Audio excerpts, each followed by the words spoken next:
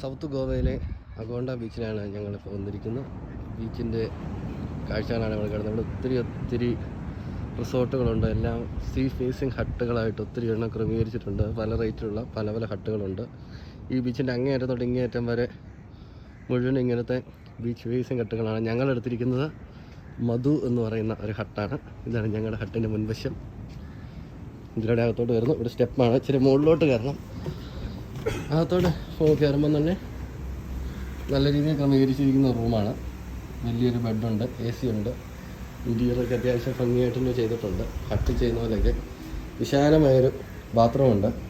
പക്ഷേ ഈ ബാത്റൂമിൻ്റെ ടോപ്പ് ഇങ്ങനെ നെറ്റ് കൊണ്ടുള്ള ഒരു സംവിധാനമാണ്. അതിവിടെ എല്ലാ ഹട്ടുകളിലും ഇങ്ങനെ തന്നെയാണ്. ടോയ്ലറ്റ് വളരെയധികം വിശാലമാണ്. വാഷ് ബേസിനും കാര്യങ്ങളെല്ലാം ഉണ്ട്. റൂമിൽ നിന്ന് കടലിലോട്ട് ഉള്ള വ്യൂ ഉണ്ട്.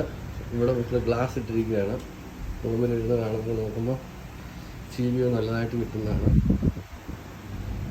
ഒത്തിരി ടൂറിസ്റ്റുകൾ എത്തുന്നുണ്ട്. രാവിലെ സമയമായതുകൊണ്ട് ആളുകൾ പുറത്തേക്ക് ഇറങ്ങുന്നത് കുറവാണ്. എല്ലാവരും റൂമിൽ തന്നെ ചിലവഴിക്കുകയാണ്. ഉച്ച കഴിഞ്ഞൊക്കെയാണ് ആളുകളെല്ലാം പുറത്തേക്ക് പോകുന്നു. ഇവിടെ ഇതുപോലെ നിരവധി റൂമുകളുണ്ട്. ഇഷ്ടം പോലെ ഏരിയ ഉണ്ട്.